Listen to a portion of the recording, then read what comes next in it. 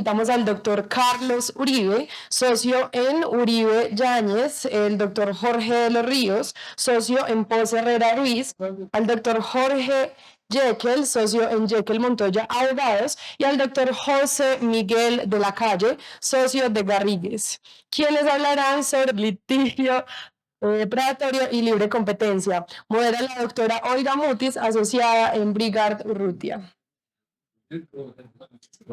Recuerden que todas las preguntas las pueden enviar a congreso.acs@acolcom.org.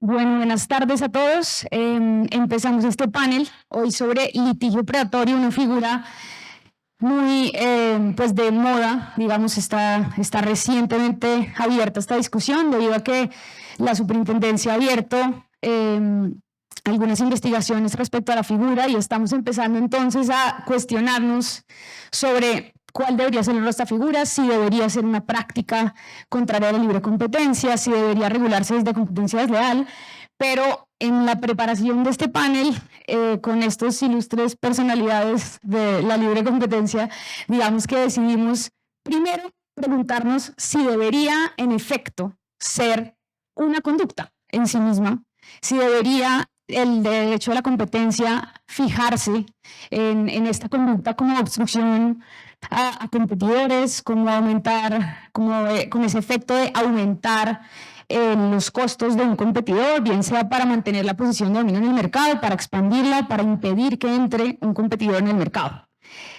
Digamos entonces que el litigio predatorio es ese abuso del derecho de acción con el propósito de obstruir el acceso al mercado y extender la participación del accionante e impedir el crecimiento de un competidor.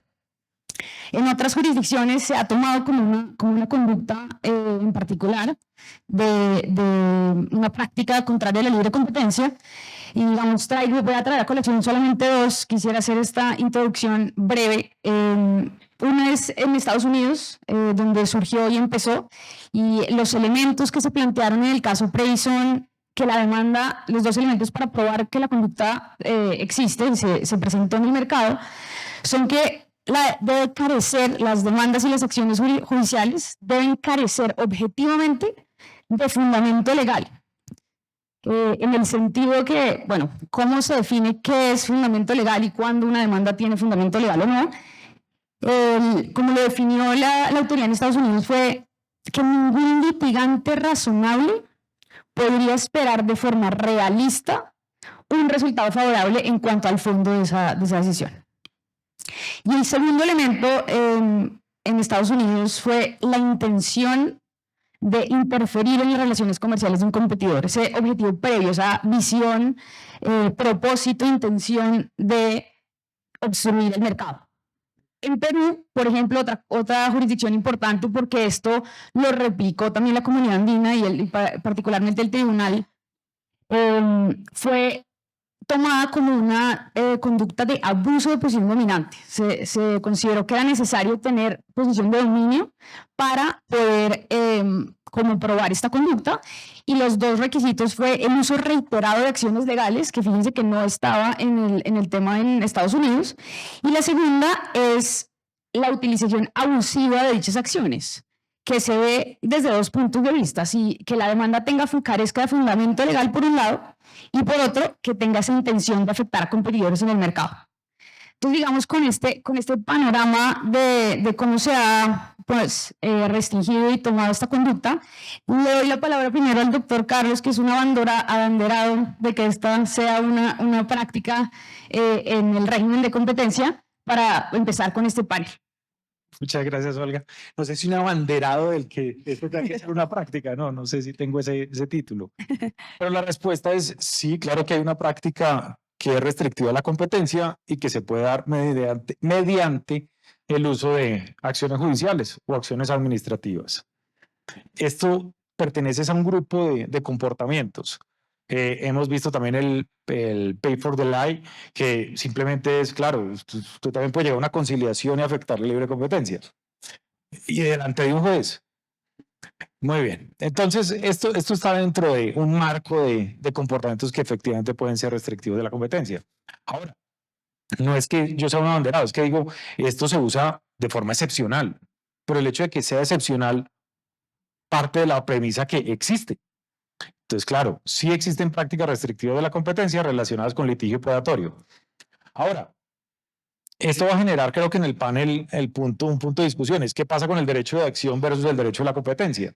Pero entonces parte más conceptual del derecho de la competencia. El derecho de la competencia igual sigue siendo un derecho constitucional, un derecho colectivo. La Corte Constitucional lo ha señalado de forma muy clara, que esto tiene unos objetivos de cara a la Constitución. Permitir, por ejemplo, la participación de los agentes en el mercado, que compitan, que las empresas puedan y los consumidores acceder a bienes y servicios. Y, por último, que las empresas puedan tener beneficios. Muy bien, yo compito en un mercado para eso, para servir a los consumidores y obtener beneficios. Ahora, si usted me bloquea la entrada al mercado, pues me está privando a mí y seguro también está dañando a los consumidores, sea el mecanismo, la forma que sea. Una de ellas, las acciones predatorias. En segundo lugar, nosotros tenemos normas.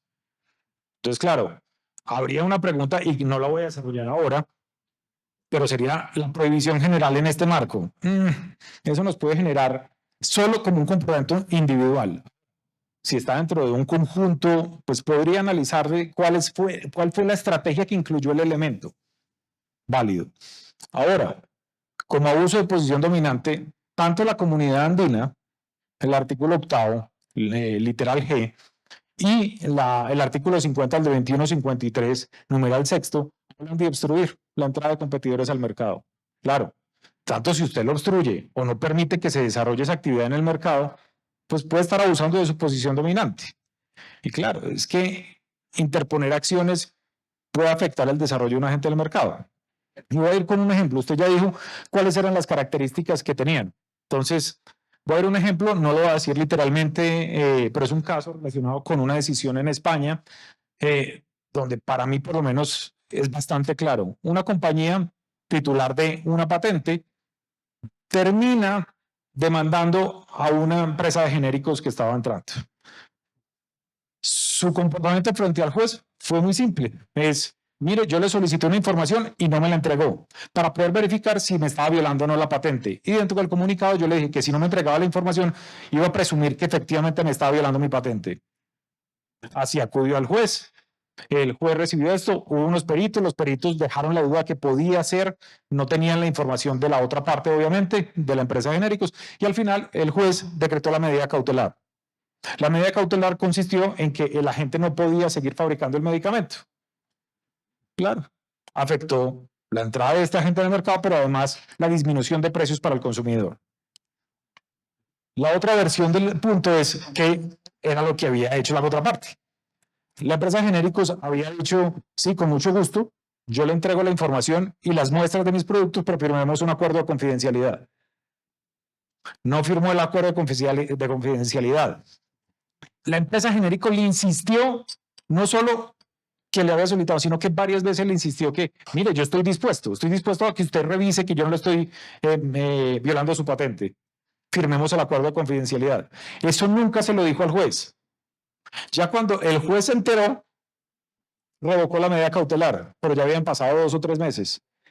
Efectivamente, afectó el mercado, afectó a los consumidores y limitó la entrada y participación de un agente del mercado. La medida cautelar, obviamente, él no sabía qué le estaba pasando ni para dónde iba esa acción. Obviamente, la medida cautelar estaba completamente en secreto. Entonces, sí se puede afectar con esta práctica el ejercicio de la actividad de mercado, que tiene que ser excepcional, y creo que el problema no está, por lo menos para mí, en el hecho de la existencia de la institución, sino en la hipótesis del caso y la prueba que justifica esa hipótesis del caso. Lo dejo ahí de momento. Es un tema probatorio difícil y eso espero que lo debatamos más adelante también. Pero sigo con el doctor de la Calle porque preguntándonos esta figura, digamos, cómo se relaciona con el derecho de acceso a la administración de justicia. O sea, cómo podría verse relacionada este tema con la conducta como práctica restrictiva de la competencia. Bueno, muy bien, muchas gracias a todos por la atención a estas horas ya cerca del cóctel.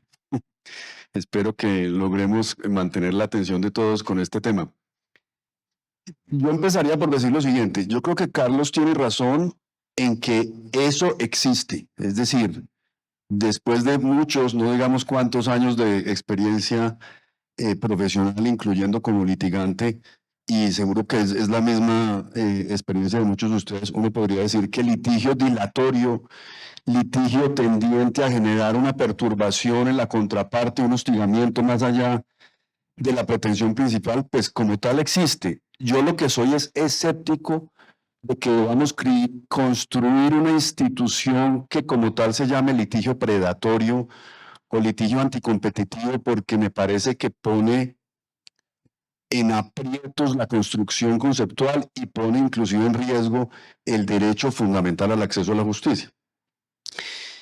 ¿Y a qué me refiero? Digamos, es bastante elemental, pero lo primero, o sea, yo lo que trataría es de abordar el tema con mucha cautela y casi que con escepticismo, porque existe el artículo primero que habla de procedimientos, sistemas, etcétera. Ya existe el artículo primero, la prohibición general. Existe el artículo séptimo de la 256 que nos permite entrar por el camino general de la buena fe en términos de competencia desleal. Existe el ordenamiento jurídico completo de competencia y existe además el ordenamiento jurídico general que habla del abuso del derecho y de ahí se ha derivado del abuso del derecho a litigar. ¿No será que eso es suficiente? ¿No será que tenemos que parar ahí y no ponernos a establecer una figura que, digo yo, además tiene ese ordenamiento jurídico tiene sus propios pesos y contrapesos? Tiene, por ejemplo, nada menos que la situación de que el demandante que tiene una pretensión irrazonable, pues se enfrenta a la muy alta posibilidad de que pierda el pleito, que no es poca cosa. Es decir, ya el juez natural de esa causa se va a pronunciar sobre esa pretensión y si lo que vamos a concluir es que son pretensiones irrazonables y reiteradas, pues probablemente ese juez de esa causa, alta probabilidad, va a concluir que no le da la razón al demandante. Entonces ahí ya hay un primer decantamiento. Está también la condena en costas, está también el hecho de que el litigante, entre comillas abusivo, o entre comillas no, digamos que yo reconozco que la situación existe, pero ese litigante abusivo también se somete a la mora judicial, a la complejidad que tiene litigar en Colombia. No solo es el demandado, es el demandante el que tiene que sufrir y padecer lo complicado que es litigar en Colombia. Y me concentro para ahora sí contestar la pregunta de manera más específica en el tema de acceso a la justicia, porque además, bueno, un paréntesis, si uno mira cómo ha sido la construcción de este tema en Europa, habrá quien me pueda corregir y me dirá que eso no es tan así, pero yo siento que el estándar europeo es tan alto que es casi inaplicable, porque se necesita posición de dominio, porque claramente han dicho que no se puede presumir que plantear unas pretensiones que parezcan irrazonables es porque están pendientes a dañar al competidor, que hay que probar que el objetivo oculto era dañar al competidor. Y en el caso de Estados Unidos tampoco me parece que deberíamos tomar eso como un referente demasiado traíble a Colombia, porque la construcción es totalmente otra.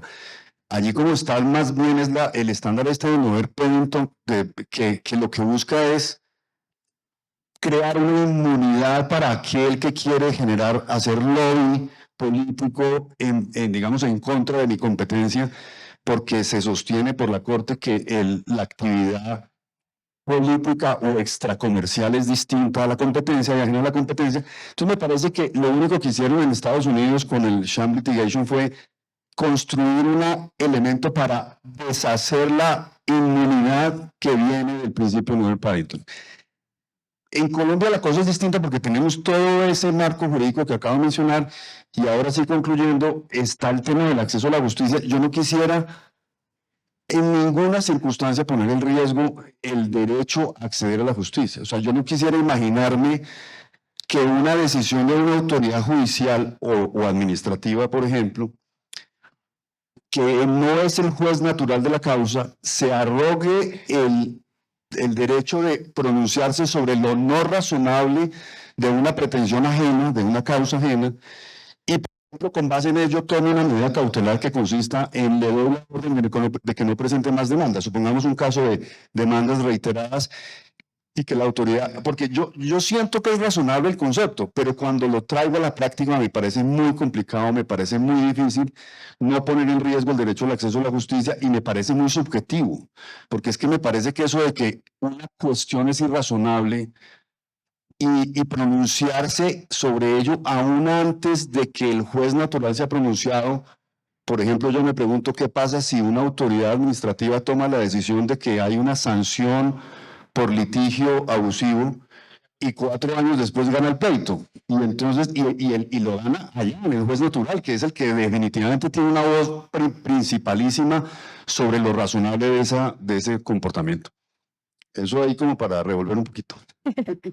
No, perfecto, pero entonces, digamos, me llevo muchas ideas, pero me quedo con una y es, ¿será que sí es necesario entonces que el régimen de competencia venga a meterse en esta figura o existen, como lo dices, varias instituciones y otros regímenes que deberían ser los llamados a solucionar este mismo tema?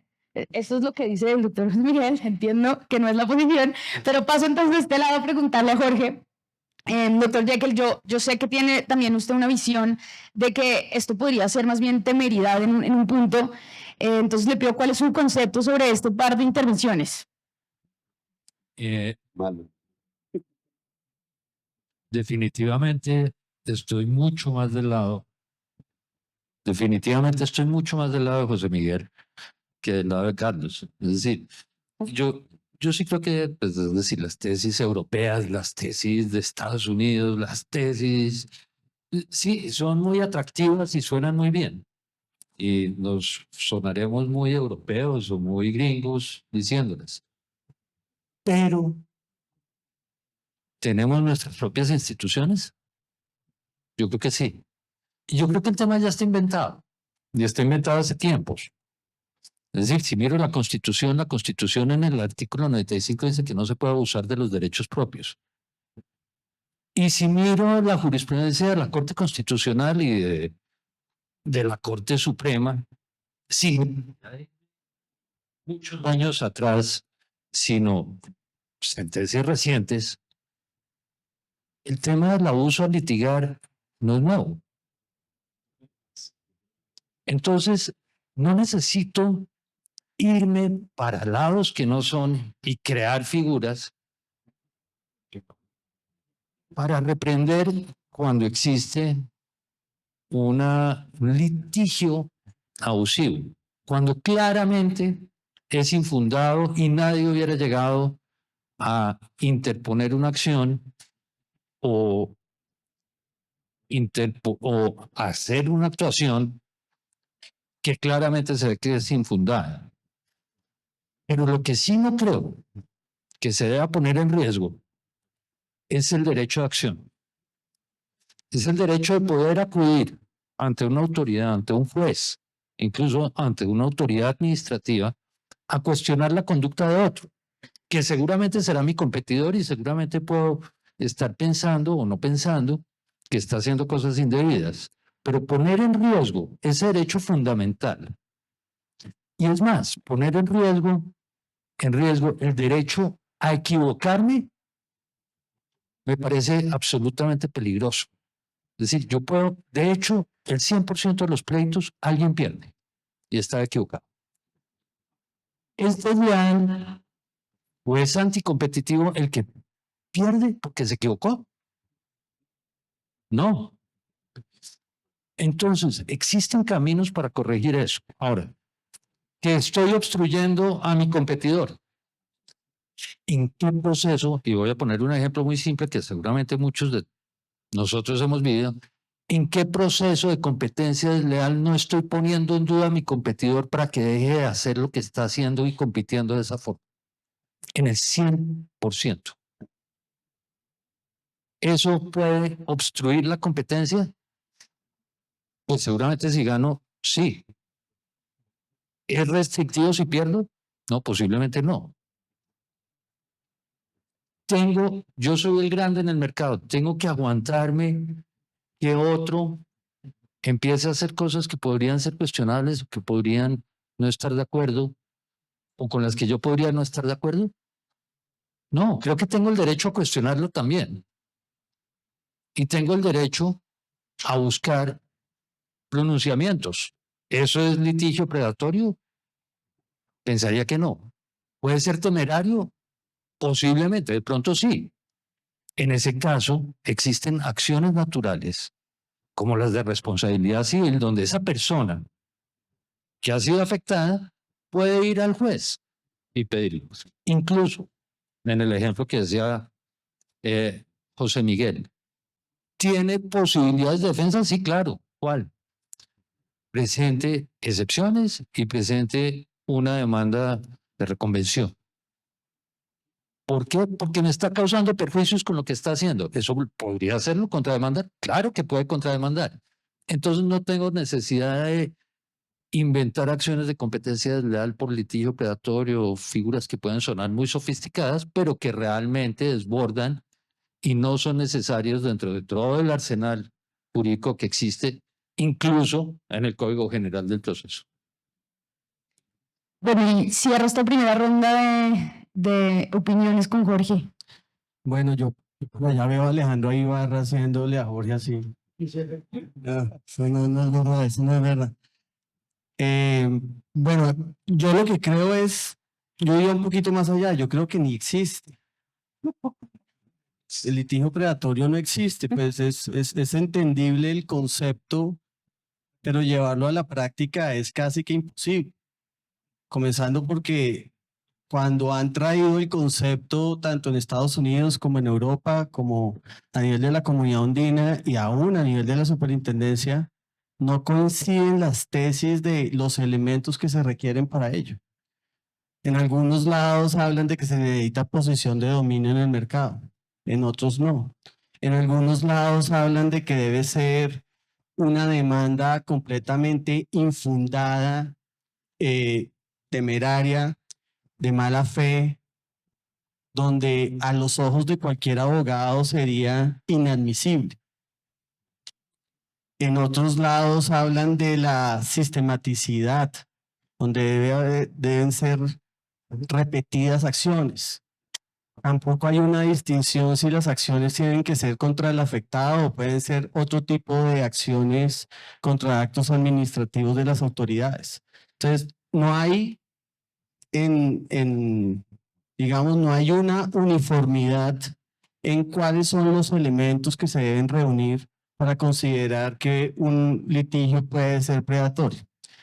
Con lo cual, entiendo digamos, la intención del concepto, pero no lo veo fácil para aplicar en la práctica, y más también por lo que mencionaba José Miguel, y es limitar el derecho de acción. Me parece eso sí mucho más peligroso. Y me parece además que la autoridad de competencia, Carlos mencionaba en el panel anterior que en la función de abogacía de la competencia la superintendencia tiene también dificultades. Yo me pregunto si en casos donde ni siquiera las acciones están resueltas, se trata de pronto de casos sectoriales que tienen un alto componente técnico, analizar sobre una demanda completamente infundada por la autoridad de competencia, si eso no la pone, si no pone un estándar de prueba muy alto de exigencia para la autoridad para llegar a eso. Entonces, para cerrar y no extenderme mucho, yo lo que creo es que no solo es inconveniente, no solo uno debe ser prudente, sino que es que eso no existe. Bueno, aquí me están pidiendo réplica por este lado. ¿Qué opinión? ¿Quién quiere empezar? Dale, Carlos. Yo pido la réplica ya que es 3-1. Sí. Bueno, lo primero es que yo creo que nos equivocamos de categoría. El problema no está en el litigio predatorio. Esa es el comportamiento. El problema para la libre competencia es la exclusión que usted pueda generar del mercado, y lo que va a evaluar la autoridad de competencia no es solamente es que una demanda que no tenía mérito. No, ese no es solo el problema que tiene la autoridad de competencia. La autoridad de competencia tiene que dar un paso más y decir cuál es el efecto sobre la competencia. Y es que un juez civil, la corte, ese no es el problema de esas instituciones. Ese no es. El problema de la autoridad de competencia sí es proteger la competencia. Entonces, si no, ese problemita se quedaría sin resolver. Entonces, eso es lo primero que diría. Lo segundo es que esto no parte de que sean instituciones norteamericanas, europeas, es el menor de los problemas. Si institución donde viniera, si fuera buena, ¿por qué no se va a recibir? Pues, si no, no tendríamos código civil. Pero el punto no va por ese lado. El punto va es que nuestra norma sí lo consagra. Es que el artículo 50 sí consagra la exclusión, afectar la entrada de un agente al mercado, su desarrollo en el mercado. Claro, sea cual sea la conducta que haya adelantado, si la está afectando, una autoridad va a decir, no, como lo hizo mediante una acción, no, yo no debo hacer nada. Pues lo que le estaría diciendo es, hágalo así a todos los agentes, que yo no lo puedo investigar. Es decir, se volvería a la práctica. Entonces no creo que el incentivo pueda llegar a ser ese, pensar que es que hay una forma por la cual yo puedo excluir competidores que la autoridad de competencia no podría analizar. Y vuelvo y replico, que sea excepcional, que sea difícil de probar, que la carga sea muy alta, eso no desconoce la existencia del comportamiento que puede afectar la libre competencia. Hágalo otra vez. La segunda réplica por allá. Una réplica, como un comentario como de orden semántico, filosófico, será, yo no sé cómo lo llamo. Que alguien podría decir, pues Carlos tiene un punto, porque lo cierto es que las figuras ya existen, artículo 50, artículo primero, artículo séptimo, cualquiera de las conductas de competencia desleal, comportamientos de competencia desleal o de prácticas, y sobre todo nosotros teniendo el artículo primero, la prohibición general de la ley 155, que es tan amplia como para que cupiera cualquier cosa. Digamos que uno diría, entonces, ¿por qué estamos debatiendo esto si finalmente una litigación abusiva o predatoria, pero es difícil sostener lo contrario, en el sentido de que es difícil sostener que eventualmente podría ser encuadrada dentro de algún comportamiento contrario a la competencia de los que ya existen? Entonces, ¿por qué discutimos esto?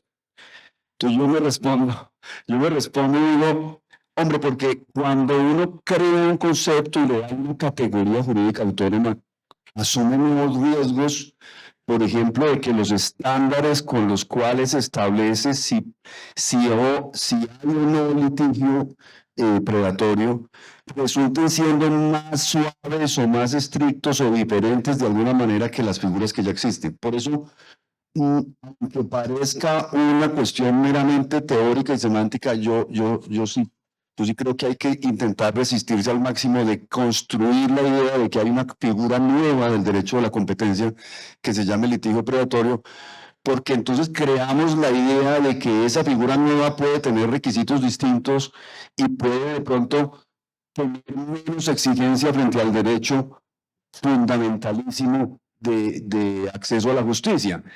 Y yo por eso es que yo no discuto que un litigante que presente 46 tutelas o que presente 645 tutelas, ¿qué tal que alguien construya con inteligencia artificial 600 demandas con un robot? Eso va a pasar, eso puede llegar a pasar o puede ya estar pudiendo pasar. Y que además sea un influencer que tenga 2 millones de seguidores en las redes y a sus amigos seguidores les diga, ayúdenme a ensamblar esto en este modelo y montemos una demanda e invadimos la administración de justicia. Eso puede pasar, eso no digo yo que no pueda pasar, lo que yo digo es que deberíamos fallar eso con las herramientas antiguas, no con una herramienta nueva, con las mismas. Si eso encuadra en artículo primero, pues tendría que usarse la jurisprudencia que ha venido, o la doctrina que ha venido construyendo la SIC, de cuando prospera la idea de que hay una práctica contraria a la competencia basada en provisión general, y si encuadra y se dan los mismos requisitos de toda la vida, pues ese señor va a tener que ser sancionado. Yo no digo que no tenga que ser sancionado, yo lo que no le pondría es un nuevo sombrero. Es lo que planteo. No, yo ahí, además, aunque José Miguel se me está pasando para el otro lado ahí por el caminito, pero no, ahí yo sí replico más duro. Y es, no, lo que voy a decir no es políticamente correcto y menos en este escenario, pero no todo en el mundo es competencia. Y hay valores y derechos que están por encima. Y uno de esos es el derecho de acción y el derecho de acceso a la justicia. Y ese derecho de acceso a la justicia se puede poner en riesgo con la sola amenaza de que me digan, ojo, no demande porque miércoles se va a meter en un tema de litigio predatorio. Y pilas con eso. No, yo creo que hay una prelación y es primero el derecho de acceso a la justicia. Y en esa medida también hay un tema de juez natural. No me cae en la cabeza un cuestionamiento por litigio predatorio cuando existe la posibilidad que alguien gane. Es decir, ¿qué pasa si ganó?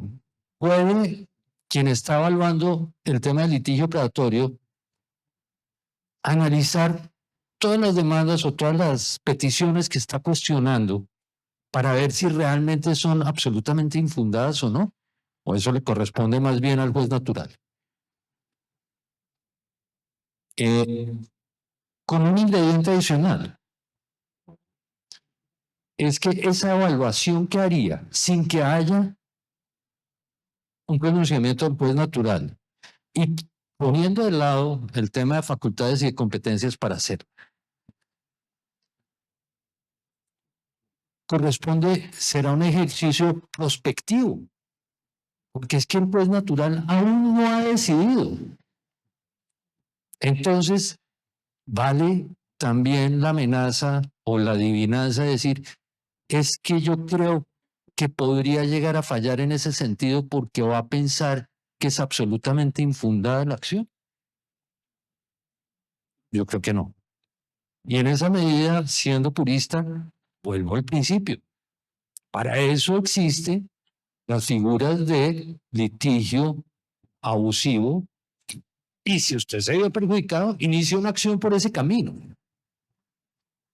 Pero no empecemos en un juego de adivinanzas de las adivinanzas por lo que podría llegar a pasar de pronto si sucediera tal cosa.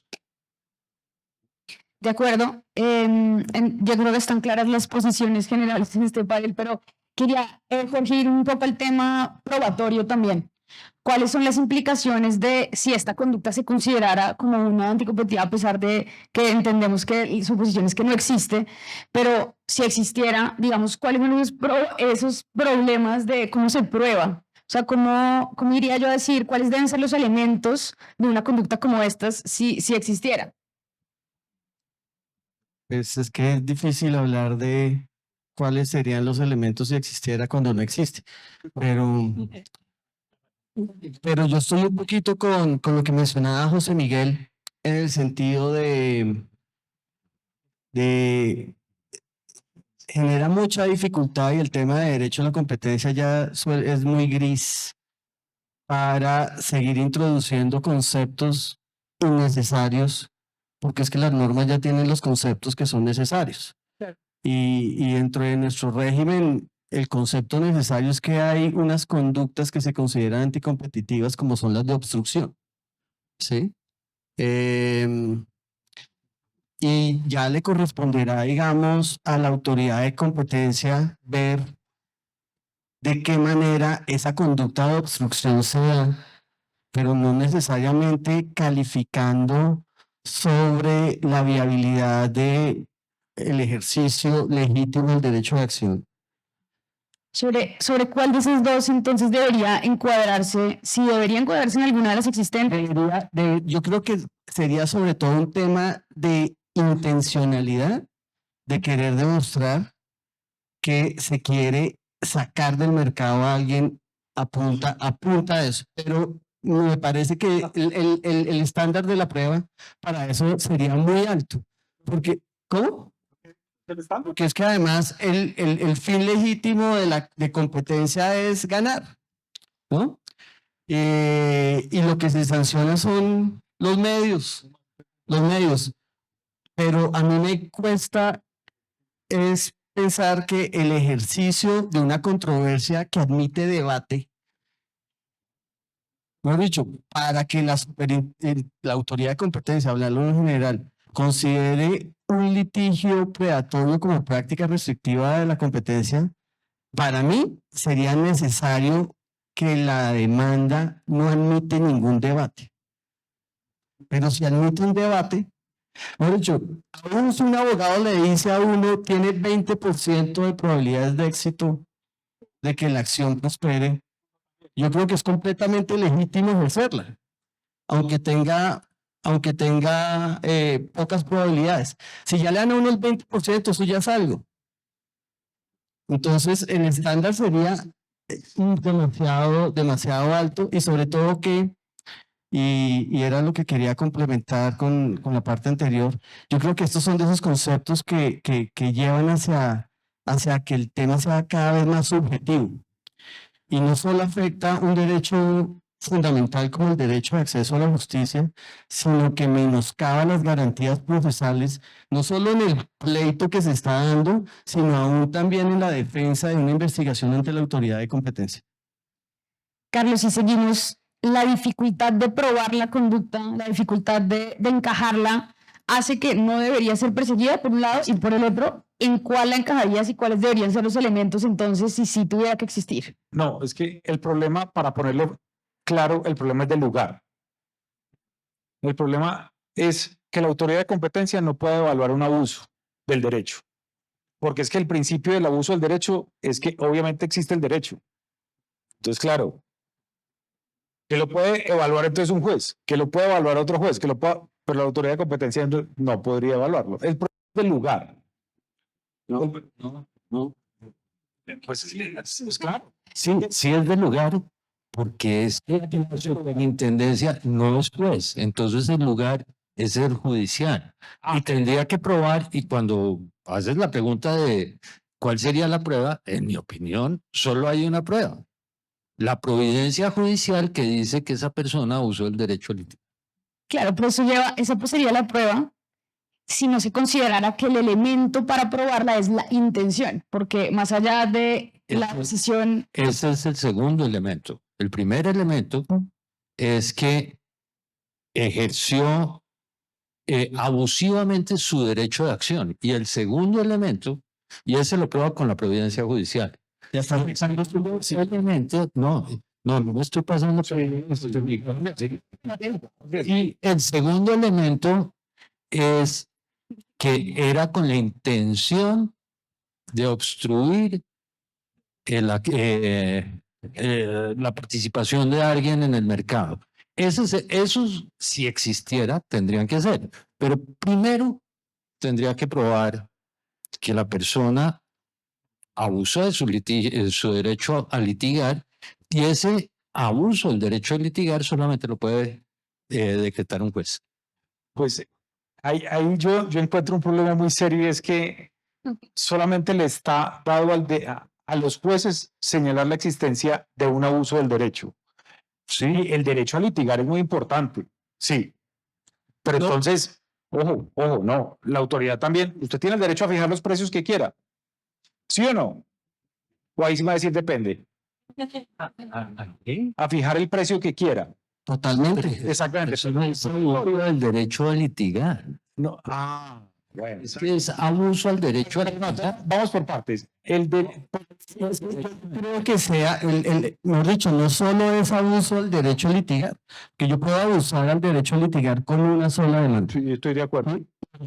Que eso sea un litigio predatorio. No es un litigio predatorio. Mejor dicho, para yo considerar que hay litigio predatorio que, insisto, no existe, debería haber un hostigamiento tal que resulte inaceptable. Y una sola demanda, aun cuando no tenga la razón o aun cuando tenga, póngale, la intención de querer frenar el acceso de un competidor, yo no creo que eso me lo convierta en una práctica comercial restrictiva. Yo le acabo de poner un ejemplo, yo se lo puse. Usted inició un proceso diciéndole al juez verdades a media, que lo llevó a tomar una medida cautelar que no lo dejó participar en el mercado. Eso es temeridad, eso es temeridad, pícaro. Eso es temeridad, pero eso no es un tema de libre competencia. Sacarlo usted del mercado. No, ese tipo es un pícaro y demándelo por pícaro y mándale una contrademanda. Pero, a ver, Esperen un segundo que no tenemos micrófono por acá. El único sin micrófono. es que los que no le llaman se pasan al otro lado. Hay exclusión en el panel, disculpen. Dale. No, perdón. ¿A qué lado se va a pasar? Venga a hablar José Miguel. No, Un me mantengo en el mismo porque además hago dos reflexiones adicionales. El tema de la prueba, que es la pregunta, a mí me confirma lo complicado que es crear este estándar porque el menos malo no es que me esté pasando para el otro lado, simplemente hago el ejercicio hipotético de que la figura existiera, como dice Jorge, Intentemos hacer el ejercicio. ejercicio hipotético. El tema, el menos malo de los estándares probatorios, el corazón de esta figura en otras jurisdicciones, digamos, es el hecho de presentar acciones judiciales o administrativas que carecen de fundamento. Ese es el elemento central. Entonces preguntémonos cómo pruebo eso. No cómo pruebo la obstrucción ni la exclusión, porque de eso sabemos todos acá de memoria, toda la cantidad de pruebas que hay que hacer en el derecho a la competencia. Preguntémonos este elemento nuevo, el de que carece de fundamento una demanda, ¿cómo lo pruebo? Es una prueba diabólica, porque es que salvo que el demandante o su apoderado confesaran que la demanda tiene un interés oculto, malévolo, pues toda demanda, por mal escrita que esté, algún rasgo tiene por ahí. Es difícil imaginar una demanda que no tiene algún elemento que genera al menos un 1% de probabilidad de que prospere. Eso no me lo imagino.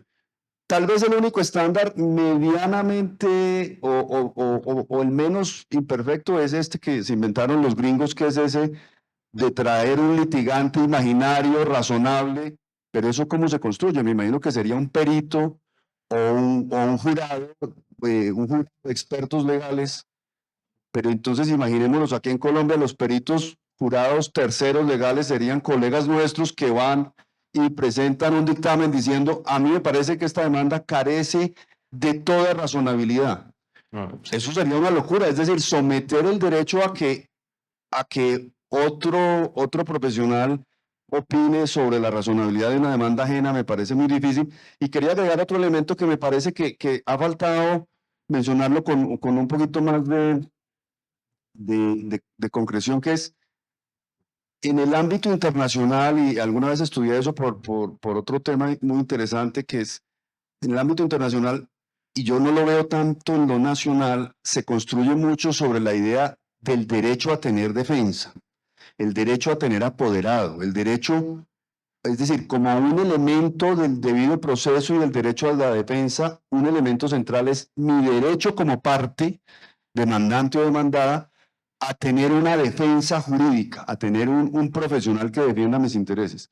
Y lo que nos faltaría analizar es esta figura a la luz de qué tanto afecta que creemos la figura del litigio predatorio, el hecho de que el defensor de esa parte se sienta incómodo, o sea, es muy importante que los litigantes no se sientan amenazados en su ejercicio del derecho a litigar. Yo no digo que eso sea tan absoluto, puede tener algunas consideraciones, pero creo que hay que incorporar el elemento de qué tanto esto puede poner en riesgo la comodidad que debe tener el apoderado para litigar sin sentirse amenazado de que el día de mañana me van a salir con que su litigio es predatorio y eso pueda generar algunas consecuencias jurídicas adversas. Olga.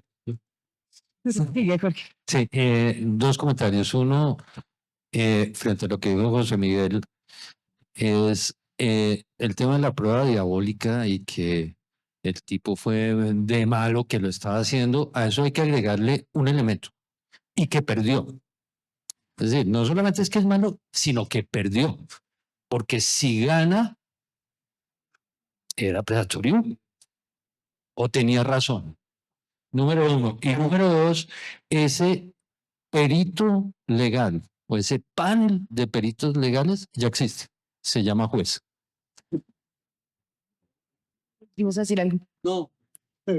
Yo el tema de ganó, digamos, entiendo la lógica y la comparto en parte, pero también hay que ver la realidad en la que se dan las cosas y pues no necesariamente que ganó supone que tenía la razón. Se me está pasando para el otro lado. Yo insisto que eso no existe.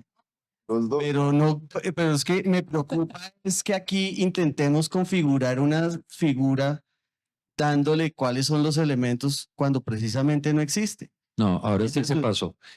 Y ganó el tipo, ganó. No era predatorio, ganó. Así de sencillo. Quiero avancemos con un poco la discusión sobre los elementos porque, digamos, hemos todos reconocido que es muy difícil de probar esta falta de fundamento legal y mérito legal, pero digamos que ese es el test un poco en Estados Unidos, en Perú, y él se tomó como una conducta de abuso de posición dominante, y las dos, digamos, principales criterios, elementos son el uso reiterado de las acciones legales, o sea, que sean varias. Esto parte entonces desde un principio de que no puede haber litigio preparatorio con una sola acción, aunque entiendo que no es la posición, porque igual eso podría obstruir el acceso de un competidor al mercado. Y la segunda es la utilización abusiva de esas acciones. Para probar que fue abusiva, se puede hacer de dos maneras distintas. La intención de afectar la competencia del mercado por un lado, pero por el otro, que la demanda carezca de fundamento legal. ¿Qué pasaría si los elementos de esta conducta fueran entonces el uso reiterado de las acciones y, en segunda medida, la utilización abusiva entendida como esa intención de afectar el mercado, o sea, de manera previa? Vale, yo creo que usted toca un punto que realmente, para mí por lo menos, se constituye un elemento fundamental. Y es, claro, es que nunca estamos debatiendo solo el primer elemento, es que usted abusó del derecho de acción. No, ese no es el problema acá. Acá se le suman otros factores. Y esos factores son los que, por lo menos para mí, se relacionan con esto del derecho de la competencia. Ese segundo punto es, bien sea, porque estamos hablando de una primera línea, muchas acciones, usted lleva muchas acciones más la intención. Entonces le tiene que probar es que su intención sí era esa. Claro, ahí se abre otro tipo de pregunta. ¿Y cómo se evalúa la intención? Siempre lo hemos tenido en comportamientos unilaterales, además de la dificultad, porque es que en un comportamiento unilateral usted siempre tiene la intención de ganarle la posición a su competidor. Entonces, eso ha sido un debate desde que existe el derecho de la competencia, pero eso no ha limitado a las autoridades para aplicarlo. Ahora, hay otro punto y es que se piensa en la visión de muchas acciones porque es más fácil identificar una estrategia que usted lleva a la práctica a través de múltiples acciones, tiene múltiples posibilidades y lo que hace es inundarlo a punta de costos, dificultarle y dificultarle. Eso es lo que está en el imaginario, es que usted básicamente se lo lleva por delante por el departamento legal, no por la calidad de sus productos. Entonces, claro, eso es lo que parece odioso. Pero el caso de Perú, y aquí vengo con Comunidad Andina dice, y su decisión es pensada en, claro, esto es múltiples acciones, pero claro, no quiero decir que no existe con una sola acción. Y lo reconoce, que es que efectivamente una sola acción también lo puede lograr. Ahora, no. Pues bueno, no, entonces no. Pero una sola acción puede generar el efecto excluyente. El abuso del derecho no implica que sea sobre 1000 o sobre una. Pasarnos allá siempre exigiría que usted fuera a abusar del derecho, lo tiene que abusar en varias instancias. No, una sola podría ser suficiente. Eso lo que dificulta es el estándar de prueba para demostrar eso. Es cuál es el criterio, cuál es mi hipótesis, cuál es la forma en que yo puedo mostrar eso. Y ahora simplemente un punto y es, me parece sí, después de que usted le abra una investigación, la dificultad suya de defenderse sí es muy alta. ¿Y por qué? Porque usted es el que va a llevar perito, experto, que diga a favor suyo que la acción que usted presentó sí tenía mérito. Pues le van a decir, pues no, es que aquí no le aceptamos un perito experto en derecho. Ese sí va a ser el problema, porque la autoridad pues tiene ya su posición y es abrí una porque tengo la idea que usted efectivamente abusó de su derecho. Claro, pero es como un abuso del derecho en el sentido propio de litigar, que se fundamenta es en el conocimiento del derecho. El problema va a ser para usted defenderse, y eso sí lo reconozco, que es difícil defenderse y que va a ser muy complejo, claro que sí, pero lo demás.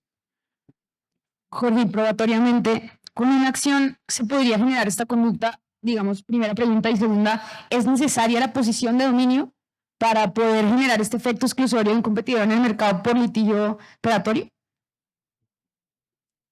No, es que yo oigo a Carlos y con todo el respeto sufro. Eh, sufro porque es que no me imagino ser investigado o que un cliente esté investigado por el hecho de haber presentado una demanda. Y menos por el hecho de haber presentado una demanda que quizás admitía debate. Que el efecto fue excluir al otro del mercado, pues sí, pero es que yo creo que uno en el mercado, parte de las acciones y de los comportamientos que se llevan a cabo son precisamente también las estrategias legales. Uno no solamente, pues sí, uno ofrece bienes y servicios, pero, y eso para cualquiera que haya trabajado en una empresa como abogado interno, el gerente siempre lo que le manda a uno es: yo necesito un abogado del negocio, yo necesito un abogado que me dé valor agregado al negocio. Y el valor agregado no es solamente salir a reaccionar, ¿no? Entonces, a mí sí me parece muy peligroso pensar que por el hecho de presentar una o 10 demandas que admiten debate, resulte que esté yo en la lupa de la Superintendencia de Industria y Comercio y sea objeto de sanción. Y más cuando el debate no se ha dirimido, como mencionaba Jorge, ante el juez natural. ¿Sí? Puede llegar a ocurrir un choque de trenes, por decirlo así, donde el juez natural decida algo, la autoridad administrativa decida algo y la superintendencia considere otro. A mí me parece también que el juez natural está en una posición completamente diferente a la de la autoridad de competencia. Entonces, posibilidades de que haya mayor inseguridad jurídica se incrementa con una figura como esta. Así es. Yo lo dejaría ahí pues porque queda poco tiempo, pero sí es cómo vamos a limitar debates que pueden ser legítimos como consecuencia del derecho de acción. Yo les propongo en estos 4 minutos que nos quedan que cada uno, si quieren, cierre con la idea que quisiera que se quedara el público sobre este nutrido debate que hemos tenido. Si quieren, empezando por allá, de derecha a izquierda. Vale, bueno. Entonces, empiezo por esto último. Yo opino que en ningún caso puede ser una demanda. Yo creo que de existir la figura, de existir la figura, muy excepcionalmente y muy reticente es obvio que ello prospere, pero de existir debería ser tal el número de demandas y de peticiones que genere un nivel de hostigamiento, de perturbación tan significativo en la contraparte que lo distraiga de su actividad comercial a un punto que uno pueda decir que puede ponerse en riesgo su continuidad en el mercado o algo por el estilo. Es decir, habría que construir un concepto eslabonado de mantenerse en el tiempo y en el número a punta de una realización sistemática de comportamientos que hostigan a mi competidor de una manera que lo distraigo de su actividad comercial de una manera significativa. Pues eso cómo se mide. Pero eso como se mide, sí, yo sé, eso es bien complicado medirlo, pero de ninguna manera puede ser un caso. O sea, de antemano me rechazo la idea de que deba ser una demanda por mal presentada que esté o por mal fundamentada que esté, de ninguna manera. Ahora, paradójicamente, si se quiere usar esa palabra, yo, y para rematar, para respetar el tiempo, yo sí creo que no se requeriría posición de dominio.